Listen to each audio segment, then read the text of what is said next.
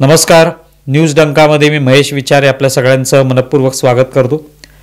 मित्रांनो, बुधवारी संसदेमध्ये वक्फ विधेयकावर चर्चा होती आणि वेगवेगळ्या पक्षांच्या लोकांनी आपल्या भूमिका ज्या आहेत त्या या संदर्भातल्या व्यक्त केल्या आणि त्या अंतर्गत बहुतांश विरोधी पक्ष जो आहे त्यांचं म्हणणं हे होतं की हे सगळं विधेयक जे आहे ते आणण्यामागचं कारण म्हणजे कुठेतरी मुस्लिमांच्या धर्मामध्ये होणारा हस्तक्षेप, तो हस्तक्षेप करण्यासाठीच हे विधेयक आणलेलं आहे आणि एक प्रकारे मुस्लिमांना कुठेतरी संपूर्ण देशभरातल्या मुस्लिमांना कुठेतरी त्रस्त करण्याचा हा प्रयत्न सरकार करते.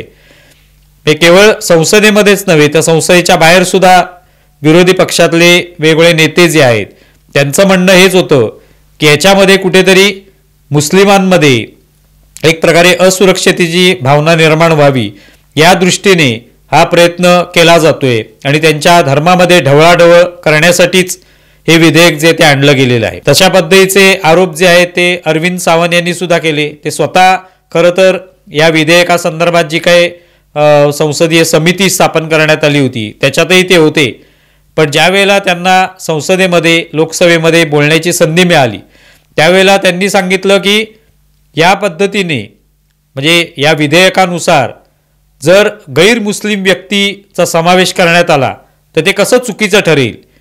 मग अशा प्रकारे हिंदूंचे जे काही ट्रस्ट असतील, मंदिरं असतील त्याच्यामध्ये गैर हिंदू व्यक्ती म्हणजे हिंदू व्यतिरिक्त दुसऱ्या धर्माची व्यक्ती जर तिथे आली तर चालेल का? मग तसं मुस्लिमांच्या अशा एखाद्या ट्रस्टमध्ये किंवा बोर्डामध्ये गैर मुस्लिम व्यक्ती कशी काय चालू शकते, असा नियम याच्यामध्ये कसा काय घालण्यात आला, असा सवाल त्यांनी उपस्थित केला.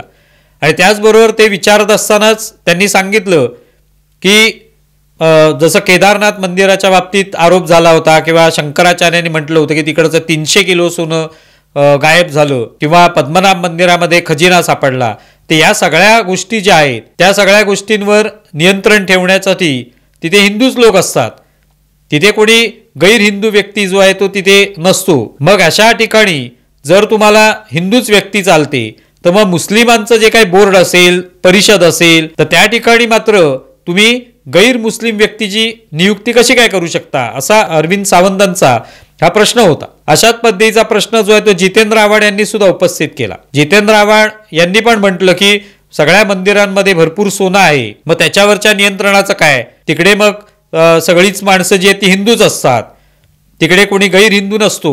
तर हे प्रश्न जे आहेत ते अनेक विरोधकांच्या मनामधले आहेत आणि प्रामुख्याने या प्रश्नांचा उपयोग करून त्यांचं सांगणं असं आहे की त्याच्यामध्ये कुठेतरी मुस्लिमांच्या या संस्थेमध्ये गैर मुस्लिमाचा समावेश करून एक प्रकारे त्यांच्यात हस्तक्षेप करण्याचा प्रयत्न सरकार करते. पण प्रत्यक्षात बघितलं तर असं नाहीये. प्रत्यक्षामध्ये हिंदू ट्रस्ट जे आहेत त्या ठिकाणी जे काही देणगी लोक देतात, कोणी काय सोनं चांदी देत असेल, कोणी काय एखादी वस्तू देत असेल, पैसे दिले जात असतील तर त्या संदर्भामध्ये त्याचा हिशोब ठेवण्याचं काम केलं जातं, त्याच्या पावत्या दिल्या जात असतील. पण इकडे हे जे काही वक्फ बोर्ड आहे, हे वक्फ बोर्ड जे आहे त्याच्यामध्ये ते काही मशीद नाही, ते कोणतं धार्मिक स्थळ नाही की त्याच्यामध्ये एखाद्या गैर मुस्लिम व्यक्तीचा त्या ठिकाणी अंतर्भाव झाला किंवा त्याचं नियुक्ती करण्यात आली तर त्याच्यामुळे त्यांच्या काय धार्मिक भावना दुखावतील, त्यांच्या धर्माचरणामध्ये कुठेतरी तो हस्तक्षेप करेल, असा अजिबात प्रश्न नाही. ही जी काही गैर मुस्लिम व्यक्ती नियुक्त केली जाईल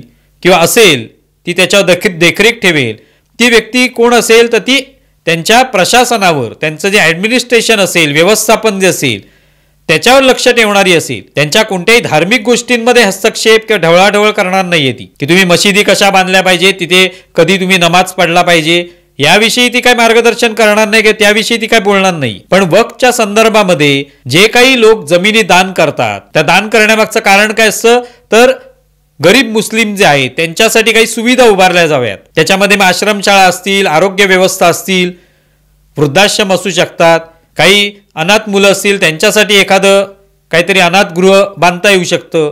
तर या जमिनींचा वापर खरोखर त्यासाठी होतोय का, यासाठी अशी व्यक्ती जी आहे ती गैर मुस्लिम म्हणजे काय तर ती हिंदूच असेल असं नाही, कदाचित ख्रिश्चनही असू शकते, पण ती कोण आहे तर समजा ती चॅरिटी कमिशनर असेल, जिल्हाधिकारी असेल तर ती व्यक्ती जी आहे ती सुद्धा मुस्लिमच असली पाहिजे का, तर असं अजिबात नाही, असं कुठलाच कायदा सांगत नाही. पण ज्या वेळेला काँग्रेसच्या काळामध्ये हा नियम करण्यात आला त्यावेळेला फक्त मुस्लिमांनीच याचं सगळं व्यवस्थापन बघावं वक्फचं, अशा पद्धतीचा नियम करण्यात आला. आणि त्याच्या मागचं कारण स्वाभाविक होतं की लांगुल चालन करणं, की त्याच्यामध्ये कोणी हिंदू येणार नाही. पण हिंदूंची जी काही मंदिरं ट्रस्ट असतं त्याचं चॅरिटी कमिशनर त्यामार्फत ते बघत असेल, जिल्हाधिकारी बघत असतील, जी कोणती यंत्रणा आहे ती त्यांच्याकडे आलेले पैसे, सोनं चांदी असेल, पैसे असतील, याबद्दलचं ऑडिट जे आहे ते केलं जातं. तशा पद्धतीचं ऑडिट कुठेही वक्फच्या बाबतीत होत नव्हतं. मग ते व्हायला पाहिजे. त्यांना मिळणाऱ्या जमिनी ज्या आहेत त्यांचा खरोखरच वापर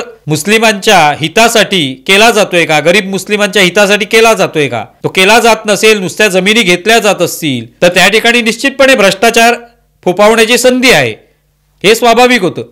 आणि त्यामुळे तिकडे फक्त मुस्लिमच असतील आणि ते काय करायचं ते करतील, त्याच्यात कोणी लक्ष घालायचं नाही, कोणी त्याचं ऑडिट तपासायचं नाही, कोणी त्याच्यात काय भ्रष्टाचार होतोय की नाही होतोय याच्याकडेही लक्ष द्यायचं नाही. हा जो काही त्या ठिकाणी पूर्णपणे मुभा देण्यात आली होती ती बंद करण्यात आलेली आणि ते योग्यच आहे. आता आपण पाहिलं गेल्या काही वर्षामध्ये सातत्याने कुठलंही मंदिर दिसलं किंवा कुठलीही जमीन दिसली की ही वक्फची जमीन, अशा पद्धतीने एक प्रकारे दावा केला जात होता. कधी तर कुठलं स्टेडियम आहे ते पण वक्फची जमीन आहे, मंदिर आहे ती आमचीच जमीन आहे, कुठल्या तरी व्यक्तीची जमीन आहे, शेतीची जमीन आहे ती आमचीच आहे, असे दावे केल्यानंतर असे अनेक लोक जे आहेत ते त्रस्त झाले होते. त्यांनी कुठे जायचं? कारण शेवटी त्या संदर्भात जर तुम्हाला दाद मागायची ते वक्फकडेच दाद मागावी लागत होती. आणि ती दाद त्याचं काय होईल पुढे? ज्यांनी जमीन घेतली आहे त्यांच्याकडे दाद मागायला जायचं, तुम्हाला कुठे कोर्टात जाण्याची मुभा नाहीये. आणि त्यामुळे मग हे सगळे नियम बदलावे लागले. मग याच्यात गैर मुस्लिम जी व्यक्ती आहे ती सुद्धा याच्यात येऊ शकते. ती कदाचित जिल्हाधिकारी असेल, ती चॅरिटी कमिशनर असेल, तिथे लक्ष ठेवणार आहे की या बोर्डाला कोणत्या प्रकारचं दान मिळालेलं आहे, कोणी दान दिलेली आहे जमीन. समजा उद्या काही उदाहरण अशी देण्यात आली की समजा एखाद्या ठिकाणी 4 भावंडांची जमीन आहे, त्यातल्या एका भावंडाने ती दान करून टाकली वक्फ बोर्डाला, तर मग काय करायचं? 3 जणांची तर त्याला परवानगी नाहीये. म्हणजे त्याच्यामध्ये कायदेशीर बाब निर्माण होते, कायदेशीर वाद निर्माण होतो.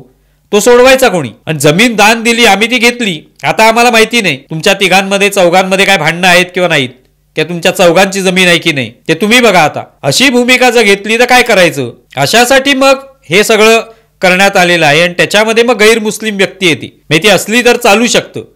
पूर्वी तसं नव्हतं, फक्त मुस्लिमांनीच हे सगळं व्यवस्थापन बघायचं असा नियम होता.